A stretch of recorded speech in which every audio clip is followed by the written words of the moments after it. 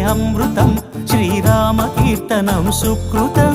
ఈ రామచంద్రుడే లోకరక్షయని అంతరాత్మ పలికే. జగదానందకారక జయ జానకి ప్రాణనాయక శుభ స్వాగతం ప్రియ పరిపాలక. జగదానందకారక జయ జానకి ప్రాణనాయక శుభ స్వాగతం ప్రియ పరిపాలక.